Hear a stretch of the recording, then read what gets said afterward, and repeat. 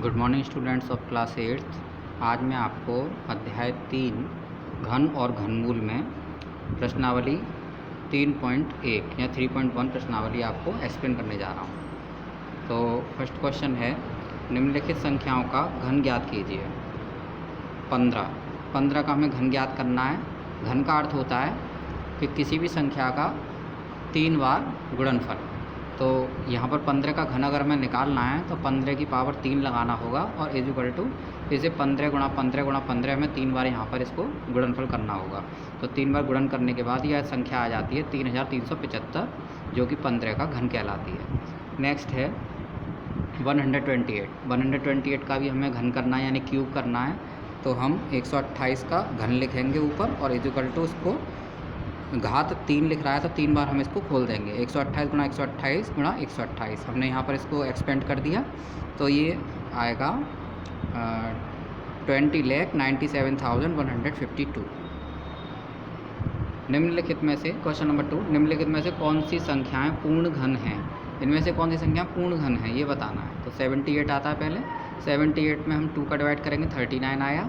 फिर 39 में 3 का डिवाइड करेंगे 13 आया। 13 से 13 में डिवाइड करेंगे 1 आया। तो यहाँ पर 78 = 2 × 3 × 13 आया। तो दैट मीन्स 78 पूर्ण घन नहीं है, क्योंकि यहाँ आप देख रहे हैं कि यहाँ कोई भी 3 संख्याओं का समूह नहीं बन रहा है।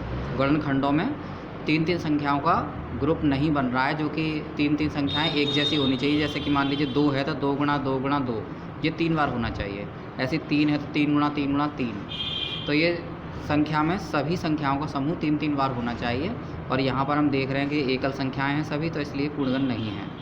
नेक्स्ट है 1296 के जब हम प्राइम फैक्टराइजेशन करते हैं तो ये देखते हैं कि 2 से हम भाग देंगे, 2 × 12 2 × 8 2 × 16।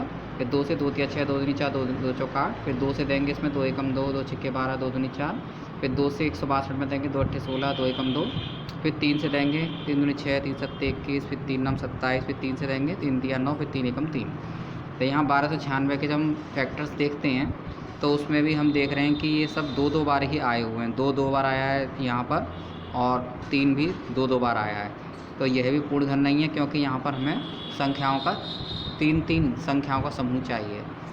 अब देखते हैं 1728।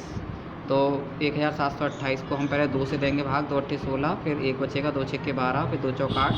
फिर 2 से देंगे 2 × 8 2 × 6 2 × 4। फिर 2 से देंगे 2 × 4 2 × 2 2 × 12। फिर 2 से देंगे इसमें 216 में तो 2 × 2 ना जाने का 0 2 × 8 16। फिर 2 से देंगे 2 × 5 10 2 × 4 8। फिर 2 से 54 में देंगे 2 × 4 2 × 7 14। फिर 3 से 27 में देंगे 3 × 9 27। फिर 3 से 9 में 3 × 3 9। फिर 3 × 1 3। तो यहाँ 1296 बराबर आता है 1296 नहीं है, 1728 है। तो इसका हमने यहाँ लिख दिया है। तो 1728 बराबर 2 × 2 × 2 गुणा 2 × 2 × 2 गुणा 3 × 3 × 3। तो यहाँ पर हम देख रहे हैं सभी संख्याओं का 3 का इसमें समूह बन रहा है। यहाँ 2 × 2 × 2 3 बार आया है, यहाँ भी ये 3 बार आया है, यहाँ पर भी ये 3 बार आया है। तो ये 1728 पूर्ण घन है। नेक्स्ट है, दिखाइए कि 2744 एक पूर्ण घन है। तो हमें इसके भी पहले अभाज्य गुणनखंड करने होंगे। तो 2744 के हम अभाज्य गुणनखंड करेंगे तो पाएंगे कि 2 × 2 2 × 6। फिर 1 निकलेगा 2 × 7 14 और फिर 2 × 2 4। फिर 2 से देंगे 2 × 12। फिर 1 निकलेगा 2 × 8 16। फिर 1 निकलेगा 2 × 12। फिर 2 से 686 में देंगे 2 × 3 6 2 × 4 8 2 × 6। फिर 7 से देंगे 7 × 4 28 7 × 9 63। फिर 7 से देंगे 7 7 49। फिर 7 से 7 × 1 7। तो यहाँ 2744 के जो फैक्टर आएंगे 2 × 2 × 2 2 × 2 × 2 × 7 × 7 × 7। दैट मीन्स 27 से 44 के गुणनखंडों में 3 संख्याओं के पूर्ण समूह हैं, अतः यह एक पूर्ण घन है। Next question number 4।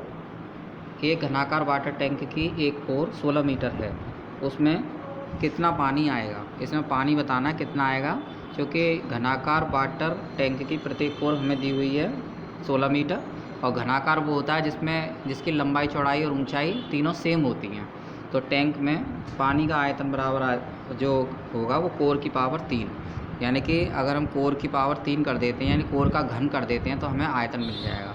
तो कोर है यहाँ 16 का घन कराएंगे तो 16 × 16 × 16 जो कि 4096 घन मीटर आता है। तो जो टैंक है, टैंक में पानी का आयतन 4096 घन मीटर आया।